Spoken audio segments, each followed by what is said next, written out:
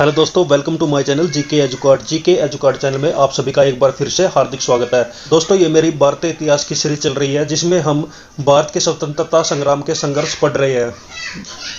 तो अभी तक हम 1920 ईस्वी तक के संग्राम तक पहुंच चुके हैं। अब आगे देखते हैं।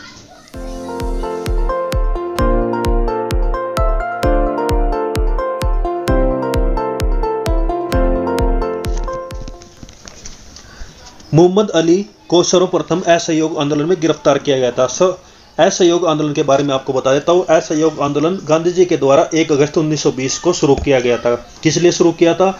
रोलेट एक्ट कानून के खिलाफ, जलियांवाला बाग हत्याकांड के खिलाफ और खिलाफत आंदोलन जो मुसलमानों के द्वारा किया गया था उसके समर्थन में गांधी जी ने असहयोग आंदोलन की शुरुआत की थी, जिसमें मोहम्मद अली जिन्ना को पहली बार गिरफ्तार किया जाता है।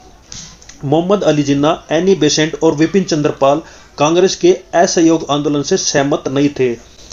ये तीन लोग जो है कांग्रेस के असहयोग आंदोलन से सहमत नहीं थे, इसलिए उन्होंने कांग्रेस को छोड़ दिया था। उसके बाद 5 फरवरी 1922 ईस्वी को, कब? 5 फरवरी 1922 ईस्वी को गोरखपुर जिले के चोरा चोरी नामक स्थान पर असहयोग आंदोलनकारियों ने क्रोध में आकर थाने में आग लगा दी थी, जिसमें जो है एक थानेदार की और 21 सिपाहियों की मृत्यु हो जाती है। और इस घटना से दुखित होकर गांधी जी क्या करते हैं? 11 फरवरी 1922 ईस्वी को असहयोग आंदोलन को स्थगित कर देते हैं। तो 5 फरवरी 1922 को यह घटना घटी थी, जिसमें क्रांतिकारी क्या करते हैं? गोरखपुर के थाने में आग लगा देते हैं, जिसमें एक थानेदार और 21 सिपाहियों की मृत्यु हो जाती है। इसलिए गांधी जी जो है असहयोग आंदोलन को 11 फरवरी 1922 ईस्वी को वापिस ले लेते हैं। अब यहाँ पर हम पढ़ लेते हैं चंद्रशेखर आजाद के बारे में, जो भारत के बहुत बड़े क्रांतिकारी थे। उनका पूरा नाम था चंद्रशेखर सीताराम तिवारी। उनका जन्म स्थान था बावरा, जो कि झाबुआ जिले में है, जो कहाँ पर है? मध्य प्रदेश में। उसका जन्म होता है 23 जुलाई 1906 ईस्वी को। उनके पिता का नाम होता है पंडित सीताराम तिवारी, माता का नाम होता है जगरानी देवी। और उनकी मृत्यु कहाँ पर होती है? अल्फ्रेड पार्क में, जो कहाँ पर है? इलाहाबाद में। तो इलाहाबाद में चंद्रशेखर आजाद खुद को गोली मार लेते हैं। कब? 27 फरवरी 1931 ईस्वी को। चंद्रशेखर आजाद का संबंध किस संगठन से था? नौजवान सभा, कृति किसान पार्टी और हिंदुस्तान सोशलिस्ट रिपब्लिक एसोसिएशन से।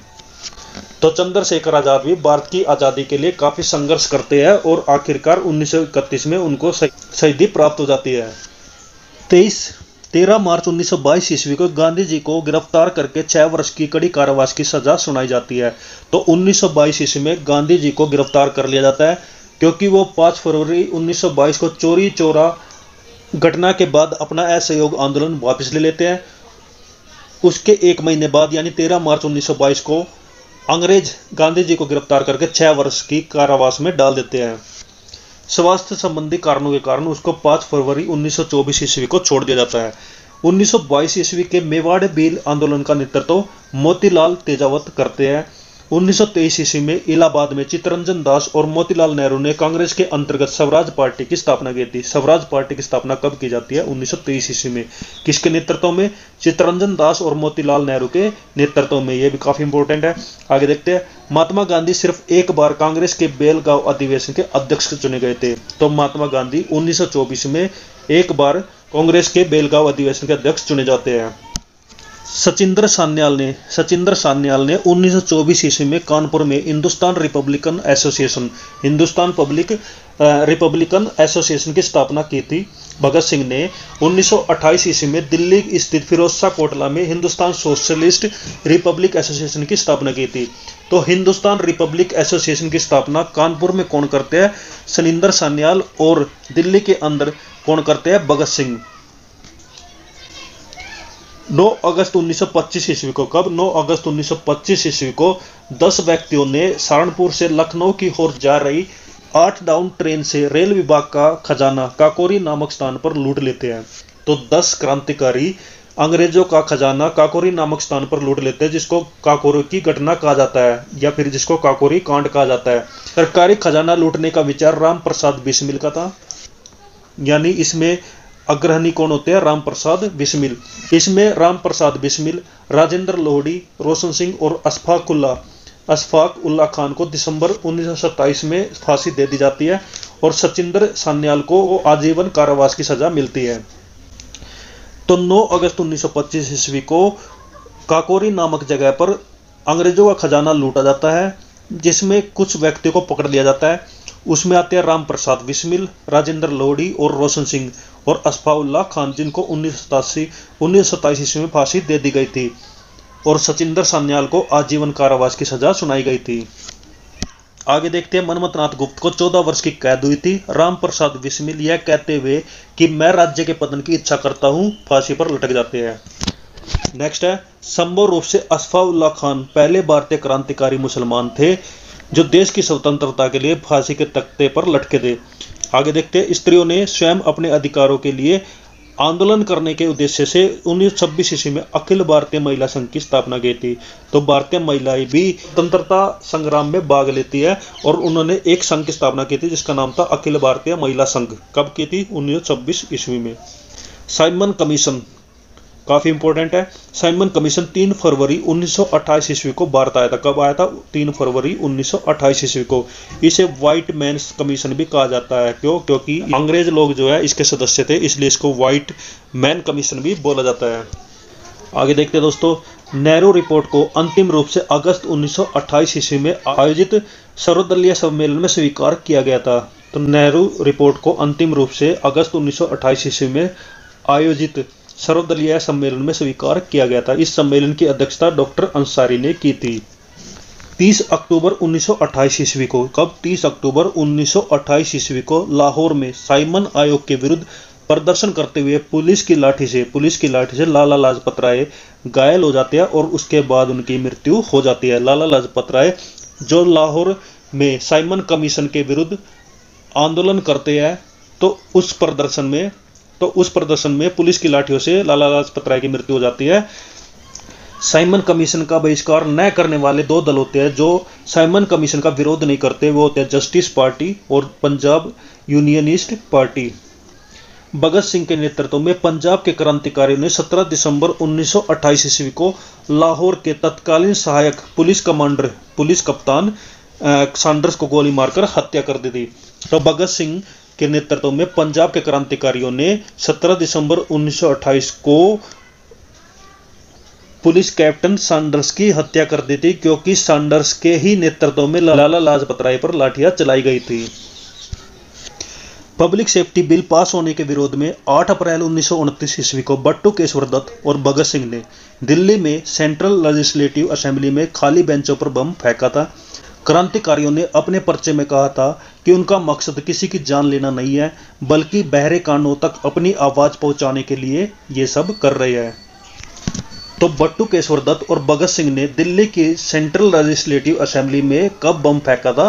8 अप्रैल 1929 ईस्वी को, जिसके कारण इनको गिरफ्तार कर लिया जाता है और बाद में इनको फांसी की सजा भी दी जाती है। भगत सिंह और बट्टू केशवर दत्त के बम फेंकने के समय असेंबली के अध्यक्ष थे विठल भाई पटेल।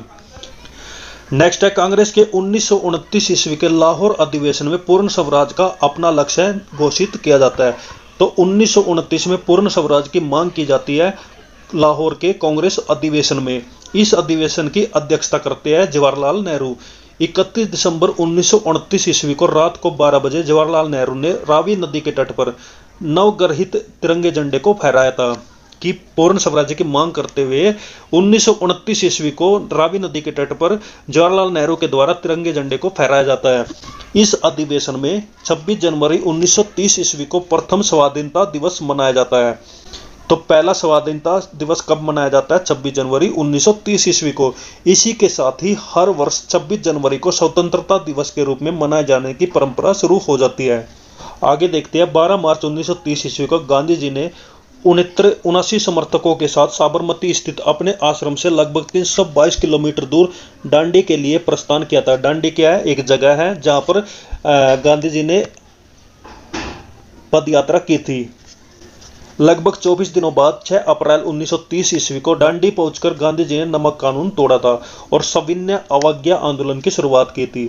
6 अप्रैल 1930 से ही सविनय अवज्ञा आंदोलन की शुरुआत हो जाती है।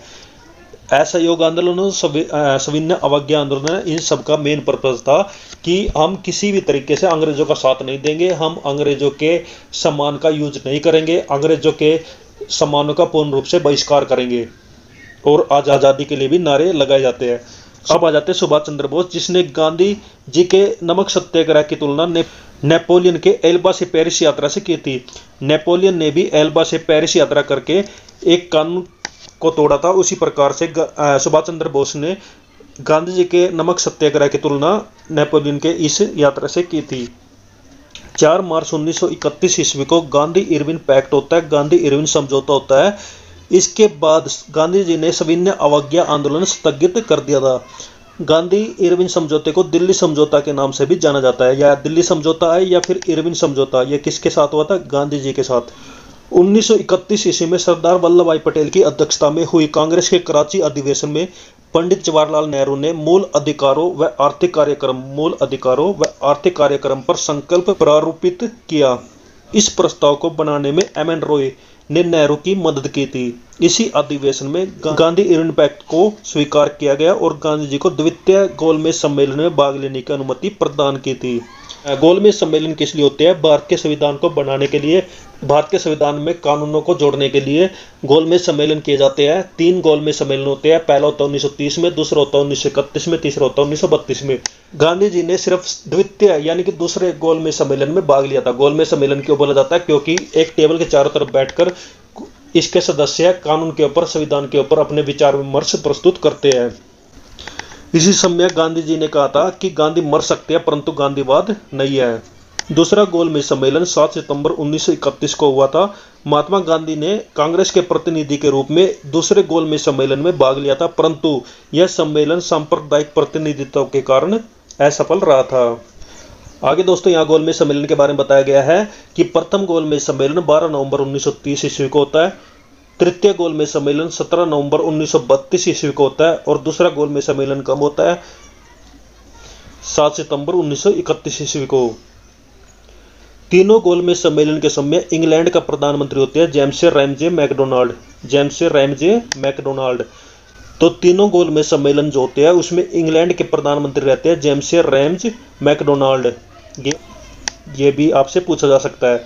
और तीनों गोलमेज सम्मेलन की तिथि भी याद रखना इंपॉर्टेंट है। डॉक्टर भीमराव अंबेडकर को लंदन में हुई 3 गोलमेज सम्मेलन सभाओं में अछूतों के लिए प्रतिनिधि के रूप में बुलाया गया था। तो भीमराव अंबेडकर जो है तीनों गोलमेज सम्मेलन में भाग लेते हैं। दूसरे गोलमेज सम्मेलन की असफलता के बाद गांधी ने 3 जनवरी 1932 ईस्वी को दोबारा फिर से सविनय अवज्ञा आंदोलन शुरू कर दिया था।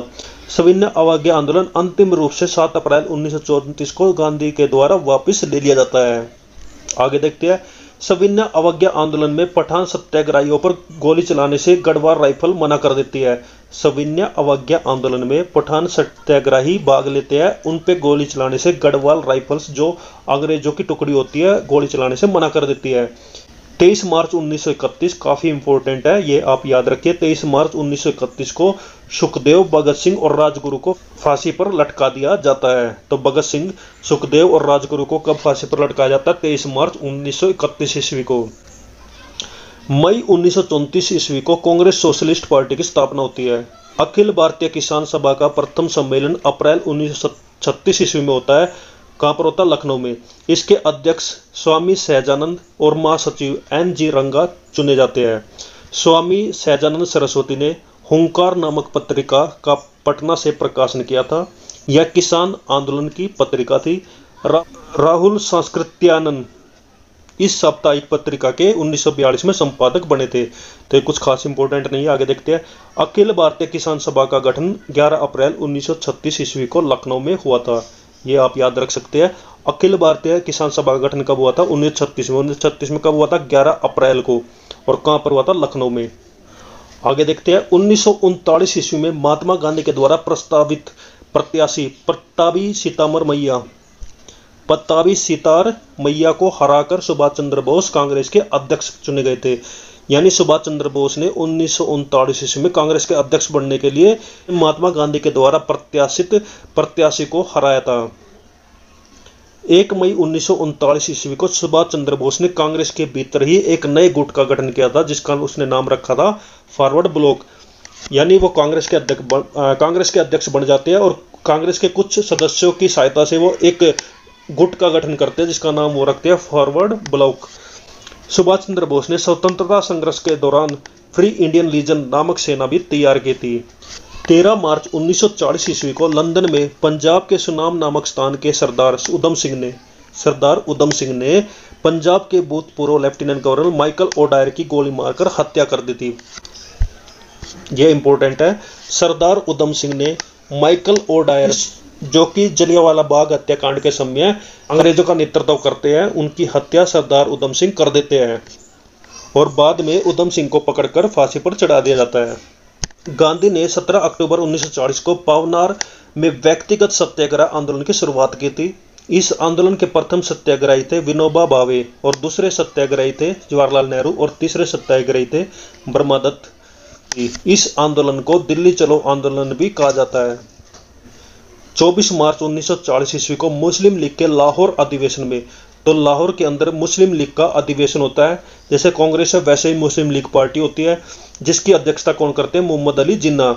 उसने भारत से अलग मुस्लिम राष्ट्र पाकिस्तान की मांग की थी। काफी इंपॉर्टेंट है। पाकिस्तान की मांग सबसे पहले किसने की थी?